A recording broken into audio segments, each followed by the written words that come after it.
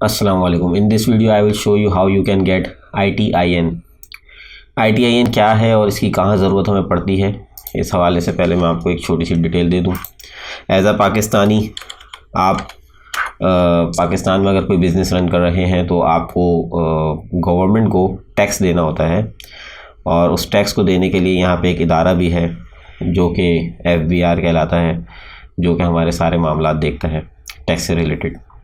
इसी तरह यहाँ पे हर सिटीज़न की रिस्पॉन्सिबिलिटी है कि वो टैक्स दे और हर साल टैक्स को जो है वो रिटर्न करे। और इसी के लिए IRS की एक वेबसाइट है हमारे पाकिस्तान के अंदर, अगर आपको पता हो तो IRS पे लोग जो है वो अपने टैक्सेस वगैरह जमा करवाते हैं, और जो लोग नहीं करते उसके फिर खिलाफ FBR काम करता है।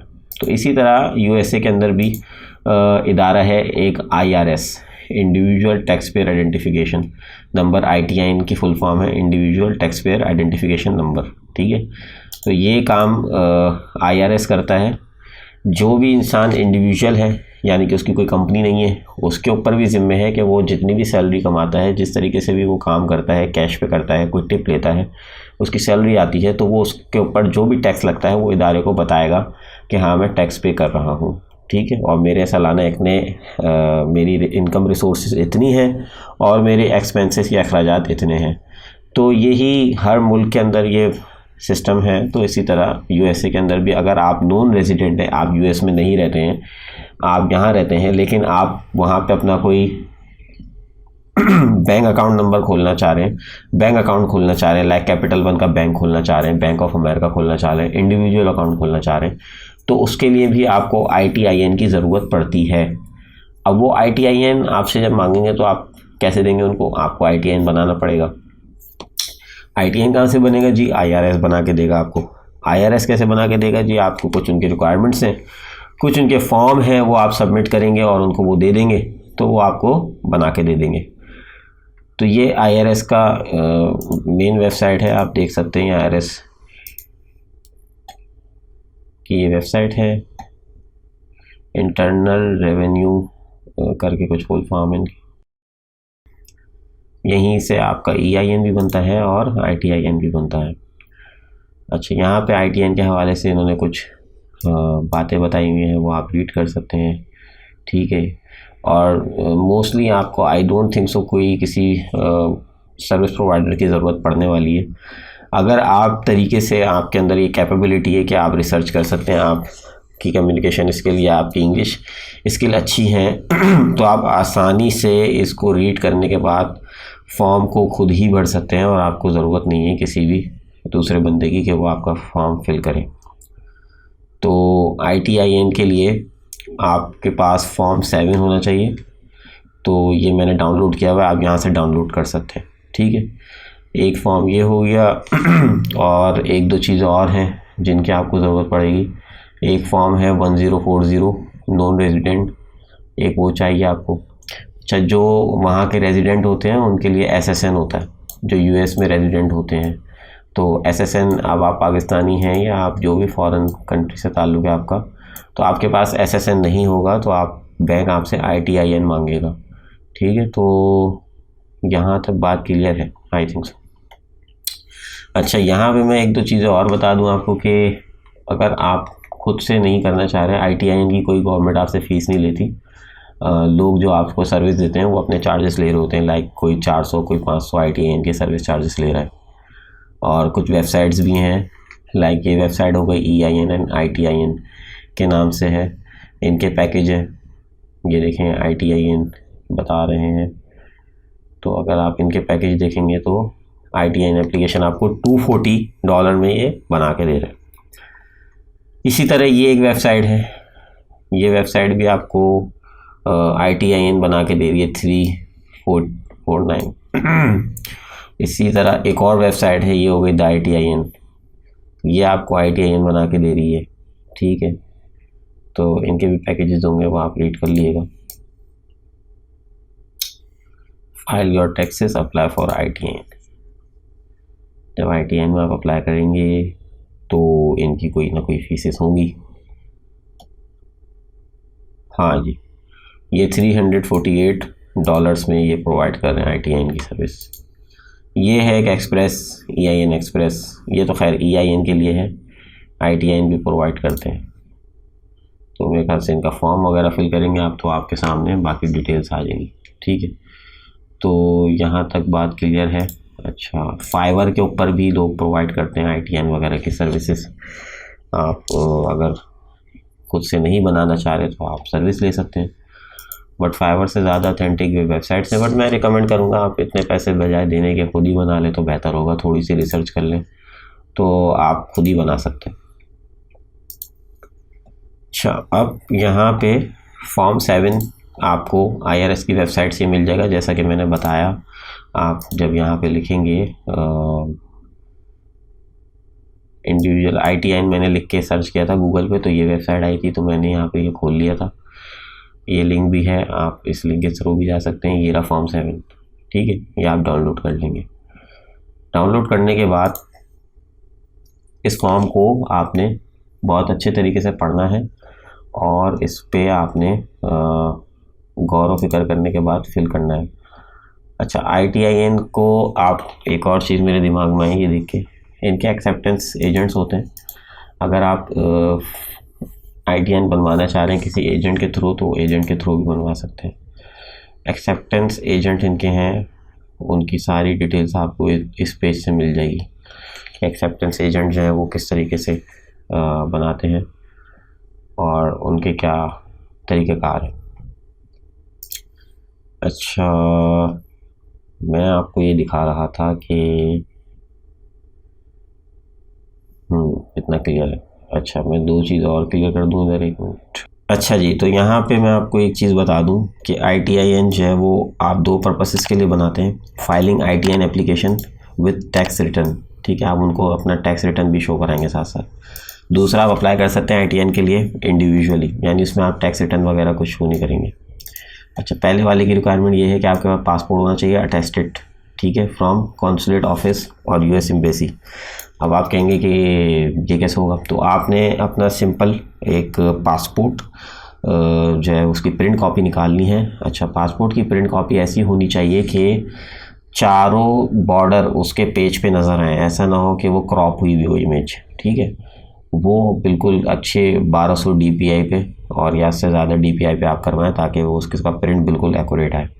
वो प्रिंट कॉपी आपने लेके जानी होगी। पासपोर्ट की प्रिंट कॉपी लेके जाएंगे आप US कॉन्सुलेट या US की एम्बेसी, कॉन्सुलेट ऑफिस में जाएंगे या US की एम्बेसी में जाएंगे। अच्छा, ये काम ऐसे नहीं होगा, आपको पहले वहाँ जाके इन्फॉर्मेशन लेनी होगी या ऑनलाइन आप इन्फॉर्मेशन लेंगे। वो आपको बाकायदा एक अपॉइंटमेंट देंगे, आपका एक टाइम फिक्स होगा, उस टाइम पे ही आप जा सकेंगे। ऐसा नहीं है कभी भी मुँह उठा के चल दिए। तो ये चीज़ आपने करनी होगी।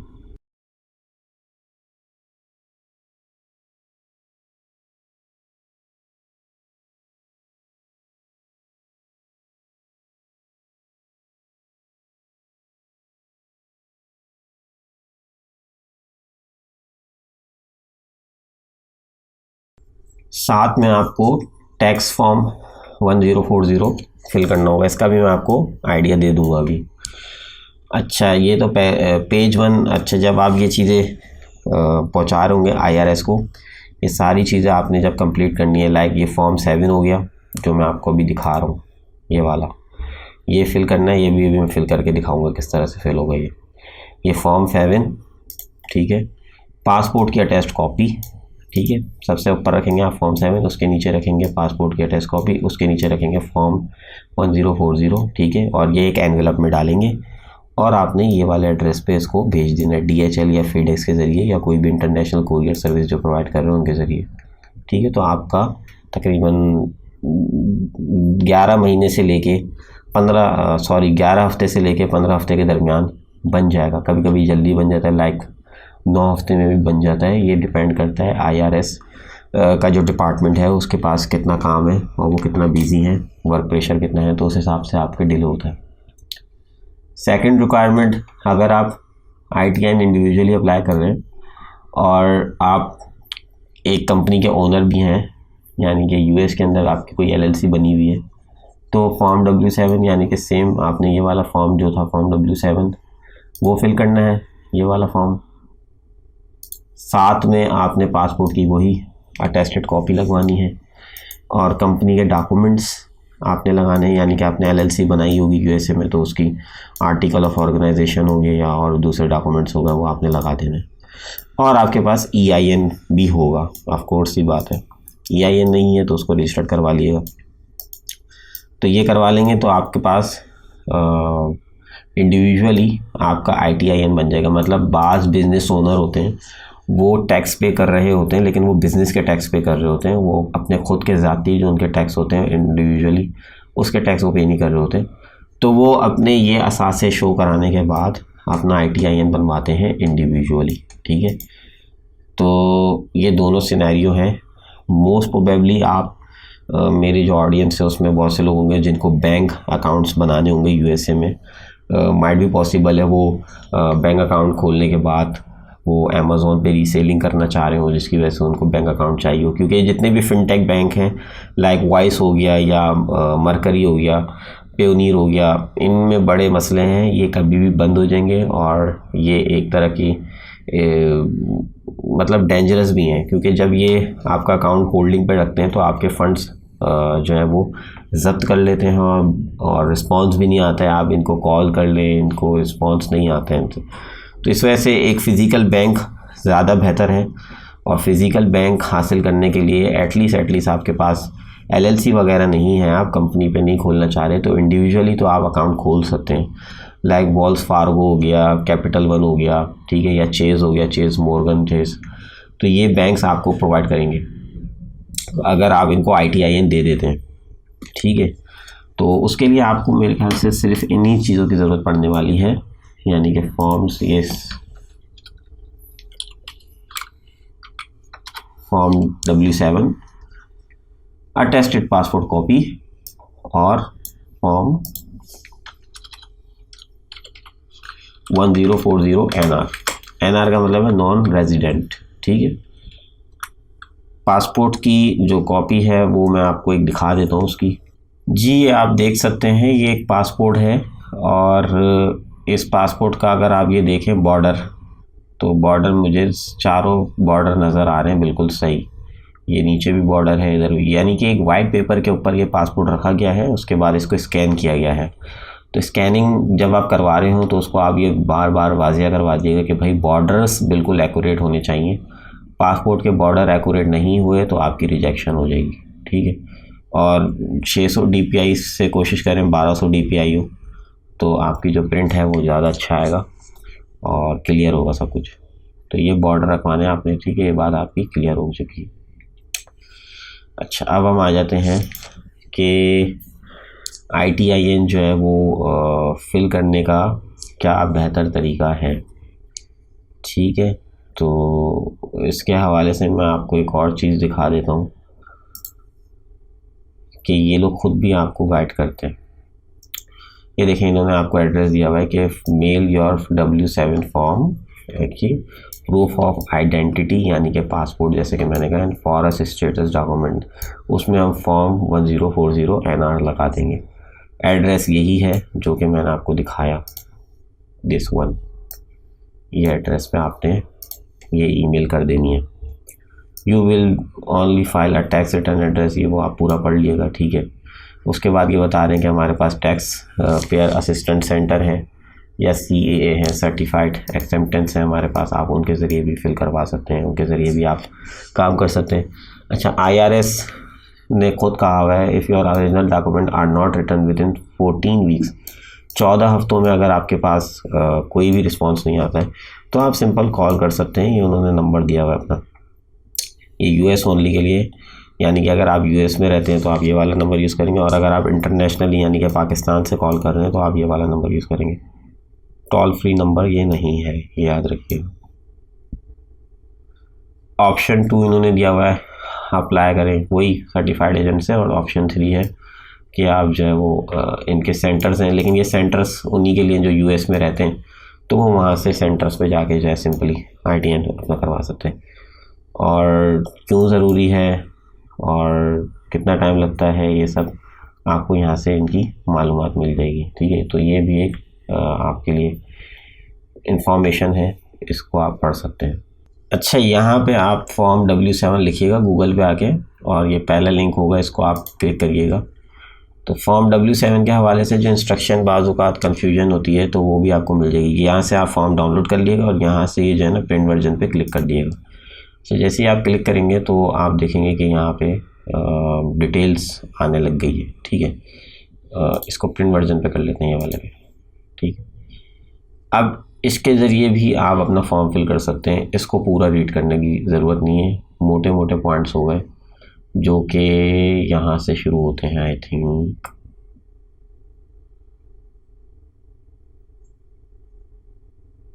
दिस वन, यहाँ से ए देन बी। अब मैं आपको फॉर्म दिखाता हूँ साथ साथ। फॉर्म में यहाँ से शुरू हो रहा है ना ABC, तो वो हर चीज़ का आपको बताएंगे कि इस फॉर्म ये फिल करने का क्या मकसद होता है, इसका मकसद क्या है, ये आपको फिल करना है नहीं करना है। तो ये एक एक चीज़ करके E, ठीक है, H, इस तरह से लाइन 1A, ये सब कुछ इन्होंने बताया हुआ और इंस्ट्रक्शन दी हुई हैं। लेकिन मैं आपको आसानी के लिए थोड़ा सा जल्दी जल्दी बता देता हूँ। अब हर किसी के मुख्तलिफ सिनेरियो हो सकते हैं। मैं एक सिनेरियो पकड़ के उस सिनेरियो को फॉलो करके बढ़ता हूँ आगे। मैं अप्लाई कर रहा हूँ ITN फर्स्ट टाइम, तो मैं न्यू पे टिक मार दूँगा। अच्छा, ये एडिटेबल डॉक्यूमेंट है। अच्छा, मैं US के अंदर रेजिडेंट नहीं हूँ, मैं एक नॉन रेजिडेंट पर्सन हूँ। ठीक है, और मैं फ़ाइल करने जा रहा हूँ फेडरल टैक्स रिटर्न, तो मैं इस पर टिक कर दूँगा। ठीक है, आपकी डिफरेंट सिचुएशन हो सकती है, हो सकता है आप कोई स्पाउस रहता हो। ठीक है, तो ये सारी सिचुएशन मैटर करती है। या आप नॉन रेजिडेंट हैं लेकिन आप स्टूडेंट हैं वहाँ पे, तो भी आप इसको टिक करेंगे, उसको नहीं करेंगे। अच्छा जी, इसके बाद आप यहाँ पे अपना नाम लिखेंगे। ठीक है, फर्स्ट नेम, लाइक किसी का नाम पूरा नाम ही उसका मोहम्मद कासिम है, तो वो सिंपल पहले लिखेगा मोहम्मद। ठीक है, और यहाँ पे लिख देगा कासिम। ठीक है, बीच में उसका कोई नाम है ही नहीं, होता तो फिर वो देख लेते, लेकिन नहीं है तो बस छोड़ देंगे आप। अच्छा जी, अगर कोई डिफरेंस है आपके at the time of birth तो आप यहाँ लिखेंगे, ज़रूरी नहीं है। मेलिंग एड्रेस के लिए आप एड्रेस परचेज़ कर लीजिएगा, वो आपके लिए बेहतर रहेगा। क्योंकि अगर आपने मेलिंग एड्रेस पाकिस्तान का दिया, किसी भी फॉरेन कंट्री का दिया, तो डिले आ सकता है मेलिंग में। ठीक है, एड्रेस कहाँ से परचेज़ होगा उसके लिए मैं ऑलरेडी वीडियो बना चुका हूँ। US के एड्रेस कहाँ से परचेज़ होते हैं, आप उन वीडियोस को जाके देख सकते हैं, मैं वो वीडियो का लिंक दे दूँगा। अच्छा, तो वो एड्रेस आपने यहाँ पे पूरा डालना है, मेलिंग एड्रेस। और फॉरेन नॉन रेजिडेंट अगर आप रह रहे हैं तो आपके अपने घर का जो एड्रेस होगा, लाइक पाकिस्तान में अगर आप रह रहे हैं तो पाकिस्तान में जो आपका घर है आप उसका एड्रेस यहाँ डाल देंगे। ये सिर्फ इनकी एक डाटा के पर्पस के लिए है, आपको कोई मेल नहीं आएगी। मेल यहाँ पे आएगी, जो एड्रेस आप यहाँ देंगे इस पर मेल जाएगी, और यहाँ पे जो एड्रेस देंगे उस पर मेल नहीं जाएगी, वो सिर्फ इनके डाटाबेस में रहेगा। अच्छा, यहाँ पे आप बर्थ लिख देंगे। ठीक है,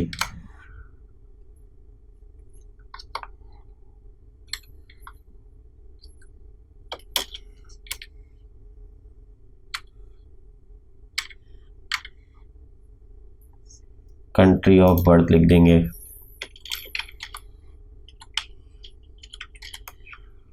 सिटी लिख देंगे, अपना जेंडर सेलेक्ट कर लेंगे। ठीक है, अदर इंफॉर्मेशन, अगर आप किसी और कंट्री में भी रहते हैं तो वहाँ की डिटेल भी डाल सकते हैं। उससे आइडेंटिफिकेशन डॉक्यूमेंट में हम क्या दे रहे हैं जी, हम पासपोर्ट दे रहे हैं। अच्छा जी, इशू किसने किया है, तो गवर्नमेंट ऑफ पाकिस्तान ने किया है। पासपोर्ट का नंबर होगा तो वो आपने यहाँ देना है।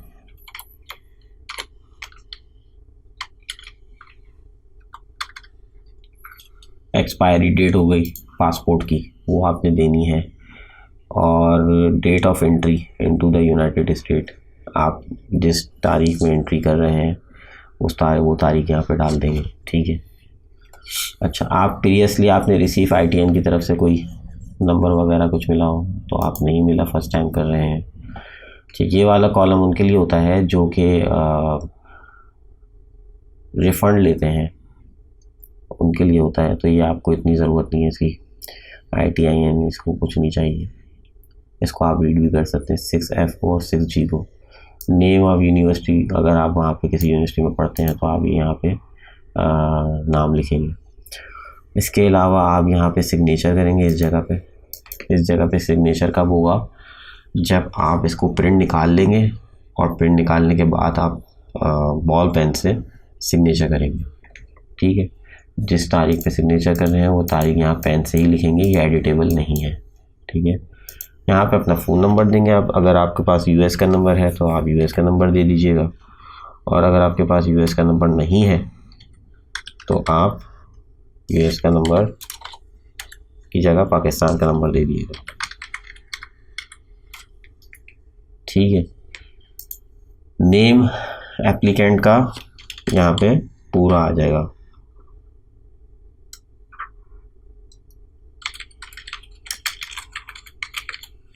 ठीक है,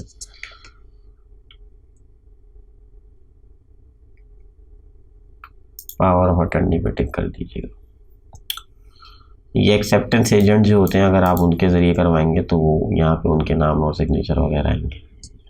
तो ये फॉर्म 7 कोई बड़ा कोई मुश्किल कुछ नहीं है, बहुत इजी सा फॉर्म है, बहुत ही सिंपल फॉर्म है। इस फॉर्म को आप फिल करें। ठीक है, और इसके साथ फिर हम दूसरा फॉर्म फिल करते हैं, वो हो गया 1040 नॉन रेजिडेंट NR। अब मैं जैसे 2023 में ये कर रहा हूँ, तो 2022 का साल कंप्लीट हो चुका है, तो 2022 का रिटर्न लगेगा या 2022 की डिटेल देनी है। अच्छा, आप सिंगल हैं मैरिड हैं ये मैटर करता है। आप सिंगल हैं तो मैं सिंगल को फॉलो कर रहा हूँ अभी। अच्छा, यहाँ पे सिंगल फॉलो करने के बाद मैंने नाम लिखना है। ठीक है,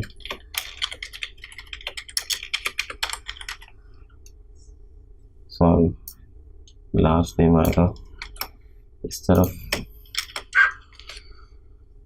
योर आइडेंटिफाइंग नंबर। ठीक है, अब यहाँ पे हम देते हैं SSN। ठीक है, तो वो तो है नहीं, या EIN वो भी नहीं है, तो हम क्या करेंगे 000001। ठीक है, आप ये कोड दे दीजिए। ठीक है, और इंस्ट्रक्शंस भी मिल जाएंगे आपको, और इंस्ट्रक्शंस पढ़ना चाहें तो वो भी देख सकते हैं। एड्रेस यहाँ पे आपने अपने घर का देना है, जो आपका पाकिस्तान का घर है। ठीक है, यहाँ पे दें। फॉरेन कंट्री नेम अगर आपका डिफरेंट है, सेम है तो सेम ही लिख दें जैसे ये लिखा हुआ है।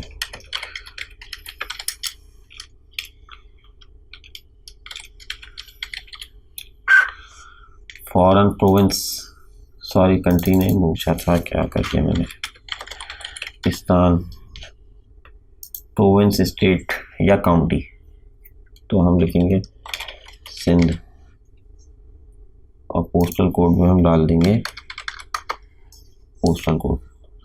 डिजिटल एसेट्स आपके कोई हैं तो आप उस हिसाब से यस नो कर सकते हैं। डिपेंडेंट्स, क्योंकि आप सिंगल हैं तो आपके डिपेंडेंट तो हुए ही नहीं।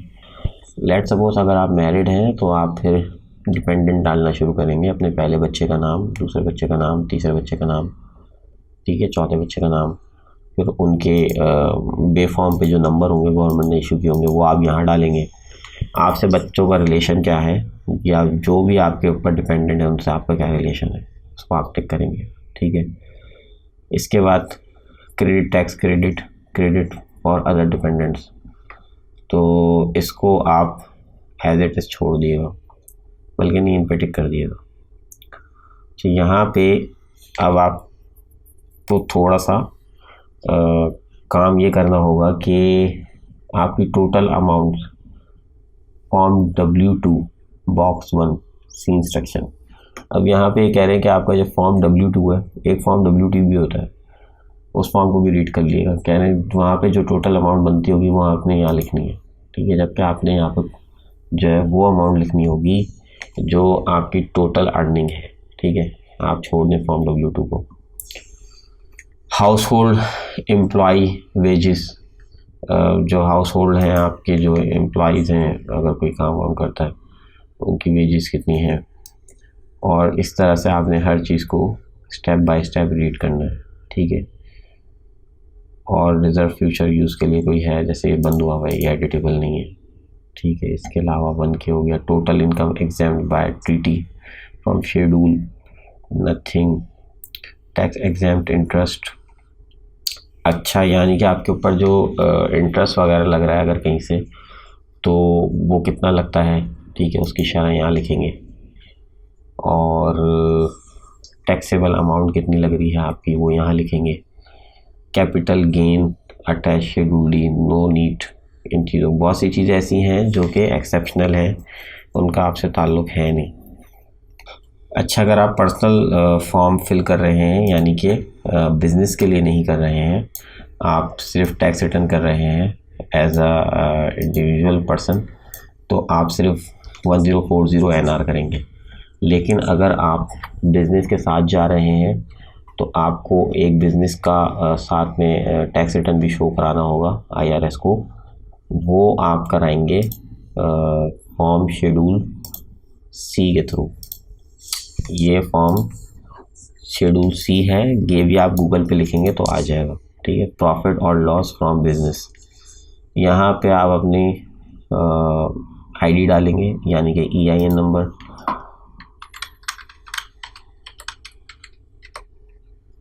और नेम ऑफ प्रोप्राइटर, कंपनी के ओनर का नाम, बिजनेस लाइक ई-कॉमर्स भी हो सकता है, ठीक है। और कुछ भी लिख सकते हैं जो भी आपके बिज़नेस का पर्पस है। बिज़नेस का नेम क्या है, आपकी कंपनी का नेम क्या है, और एड्रेस क्या है उसका, ठीक है। आपका काम जो है वो अकाउंटिंग मेथड क्या है, तो आप कैश पे भी टिक कर सकते हैं, एक्रूवल पे भी कर सकते हैं। Did you martially participate operation of this business, तो आपका बिजनेस क्योंकि ऑपरेशन में है तो आप यस पे ही टिक करेंगे। और उसके बाद if you started occupied business during, आपने कोई बिजनेस ऑक्यूपाई किया है, नहीं किया है। Did you make any payment that would require you to form 109, no, ठीक है। इसको आपने खुद से रीड करना है कि ये क्या बोल रहा है, ठीक है। थोड़ी सी रिसर्च आप लोगों ने भी करनी है। अब ये इनकम का आ गया और ये एक्सपेंस का आ गया, ये इनकम है, ये एक्सपेंस, यानी कि इसमें आपने सिर्फ ये प्रूफ करना होगा आपकी इनकम रिसोर्सेज कहाँ कहाँ से हैं, कितनी जगहों से। ग्रॉस रिसिप्ट्स और सेल्स, वो आप यहाँ लिखेंगे आपकी ग्रॉस सेल कितनी है, ठीक है, नेट सेल नहीं लिख दिएगा। रिटर्न एंड अलाउंसेस वगैरह उसमें कितने हैं, ठीक है। फिर यहाँ पे सब्ट्रैक्ट लाइन 2 फ्रॉम लाइन 1, यानी कि यहाँ पे 2 लाइन जो है वो 1 में से माइनस होगी, ठीक है। तो ये इस तरह का कैलकुलेटर लेके बैठ जाइएगा हिसाब करने के लिए। तो आपका एक cross subtract line 4 from line 3, ठीक है। यहाँ पे भी इस तरीके से होगा, तो ये आपने खुद इसको देखना है। एक्सपेंसेस में आप एक्सपेंसेस गिनवाएंगे, भाई मेरी एडवर्टाइजमेंट मेरे बिज़नेस की इतनी होती है, लाइक अमेज़ॉन पे अगर आप PPC वगैरह रन करते हैं तो उसमें इतना पैसा जाता है। कार ट्रक वगैरह के खर्चे हैं, कमीशन देना होता है किसी को, ऑफिस के खर्चे हैं, ठीक है, या पेंशन है, ठीक है। बहुत सारी चीज़ें हैं जो आपको इन्होंने खुद ही दी हुई हैं। और डिडक्टेबल मील्स हो गई, ट्रैवल वगैरह हो गया, ठीक है। सैलरियाँ देते हैं किसी को, वो हो गई। इंश्योरेंस का पैसा अगर जा रहा है वो हो गया। लीगल या प्रोफेशनल सर्विसेज लेते हैं आप किसी वकील वगैरह से, तो उसकी पैसे हो गए। कोई लेबर वगैरह हायर की हुई है किसी कॉन्ट्रैक्ट पे, तो ये सारी चीज़ें आपने ऐड करनी है अपने एक्सपेंसेस में, ठीक है। तो जब आप एक्सपेंसेस में ऐड करेंगे तो फिर ये टोटल एक्सपेंस में आपको बोलेगा कि ऐड लाइन 8 थ्रू 27A, ठीक है। यानी कि 8 से लेके 27A तक जितने भी खर्चे हैं वो सारे ऐड करके यहाँ लिख दूँ, ठीक है, कैलकुलेटर का कर लिया। तो ये सारी चीज़ें आपने खुद रीड करनी है।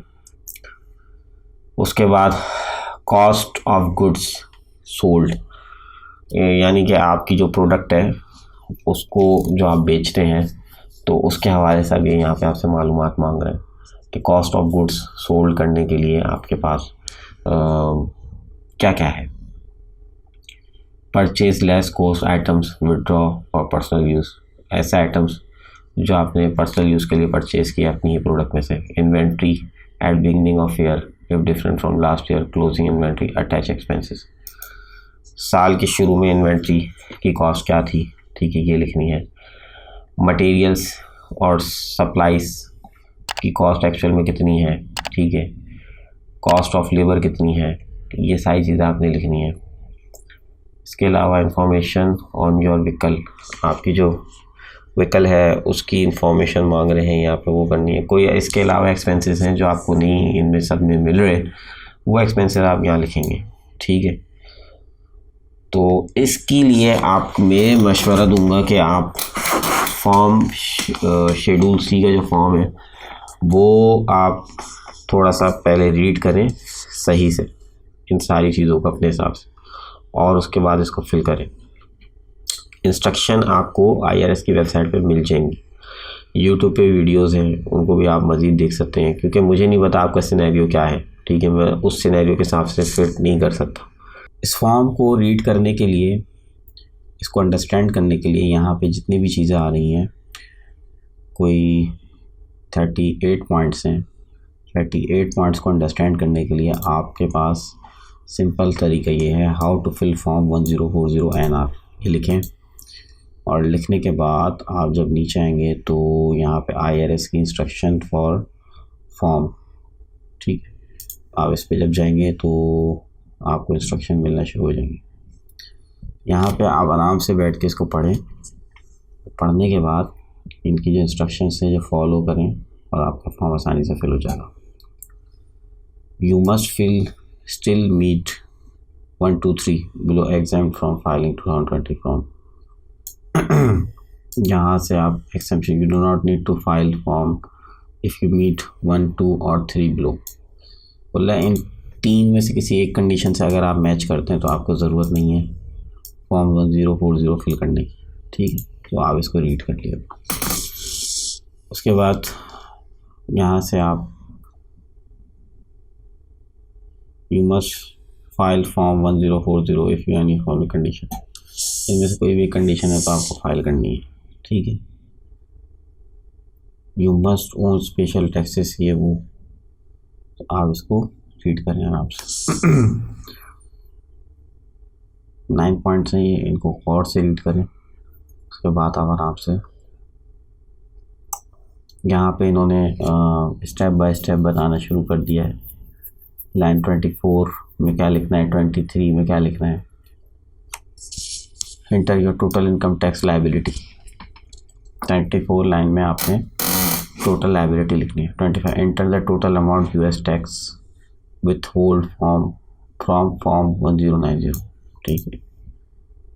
ये तमाम चीज़ें आपने नोट डाउन करनी है और इसी के साथ आपने फॉर्म फिल करना है।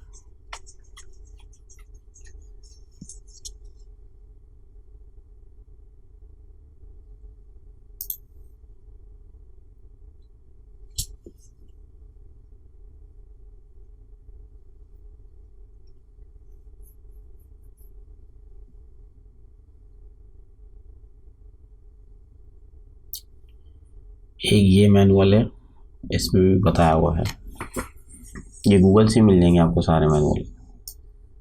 1A to 12 schedule NEC form 1040 NR, इसमें क्या फिल करना है वो इन्होंने यहाँ पे इंस्ट्रक्शन दी हुई है। फिर लाइन 13 में क्या करना है, पेज 2 पे जो 23A है उसमें क्या है, 24, 33, 35 और आखिर में सिग्नेचर। ये सारे आपने इंस्ट्रक्शंस इसको रीड करना है, ठीक है। इसके बाद आपने इन फॉर्म को एक जगह जमा करके एनवेलप में डालना है और कोरियर कर देना है। तो ITIN में बस इतना ही है। अगर आपको लगता है कि आप कर सकते हैं इसको तो आप कर लें ताकि आपके पैसे बचें, और अगर आपको ऐसा लगता है कि आप नहीं कर सकते हैं तो आप कोशिश करें, इसको रीड करें, स्टडी करें, आपसे हो जाएगा। और फिर भी नहीं होता है तो फिर आप किसी की सर्विस ले लें। All the best, thank you.